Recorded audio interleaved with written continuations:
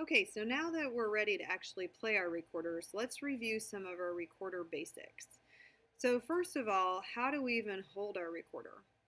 Well, we want to find our left hand. And if you're watching this, your left hand should be the hand that when you hold it up, it makes a capital L the correct way. So it should be on this side of your body. This is your capital L. So your left hand is going to be the one that holds your recorder. We call this a one finger pinch. So we hold up our recorder. You can see that I have all the holes facing toward the screen, and you should have only one hole facing toward you. So with your left hand one finger pinch, your thumb is going to cover the back hole, and your index finger is going to cover the very top circle on your recorder. So our left hand goes on top, and our right hand is just, for now, going to be way down here on this part we call the foot joint, where we balance the recorder like so. Okay. We've already talked about placing our recorders on our chin as a place to put the recorders before it's time to play. So if you're playing, this is how you want to be holding your recorder. You want to sit up nice and tall with good posture. This will help you hold your recorder at the correct angle. It's important because if you don't, then you'll get squeaks and other sounds you don't really want to hear. So the correct angle for your recorder is actually a 45-degree angle. So kind of like this. You don't want to be holding your recorder out like you're playing a trumpet, because again, that causes squeaks. So you want to have it right here at a 45-degree angle with your elbows up off of your knees, sitting tall. We call it kings and queens at our school. Let's talk about air.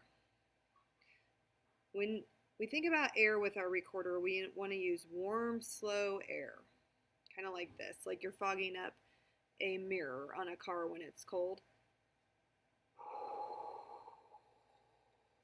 Go ahead and try it. So part of our chant about recorders is warm, slow air like Darth Vader. And then you know you're going to get the right temperature for your recorder. But how much air should we put in? Well, now I want you to think about Darth Vader in diapers on his 6-month-old birthday. You should only be using half as much air as it takes to blow out a candle on a birthday cake. So if you're thinking about that candle, you're thinking about how much air, only the tiniest bit that you can think of to blow out that one little tiny candle. Now you need to think about how much it would be on a 6-month birthday cake, a half of that much air.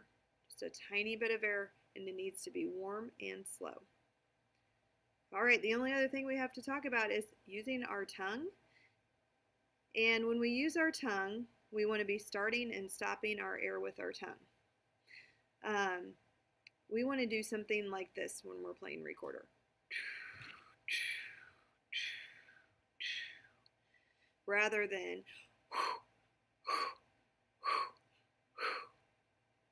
so make sure you use your tongue to start and stop your air. I did remember one other thing. Let's talk about those fingers. When we push our fingers down to play recorder, we want to make sure we're completely covering the hole. If even a teeny tiny bit of our hole isn't covered by our finger, the right sound will not come out. So one way we check is when we're done fingering the note on our recorder, we can look at our fingers. And we want to see a complete circle on our finger. That way we know the hole on our recorder was totally covered. We call this a crown because a crown goes all the way around your head. But if you only have a tiara or something that looks like half a donut where you took a bite out of it, then you didn't cover the hole completely and you need to push your fingers down harder or use the flatter part of your finger to cover the hole.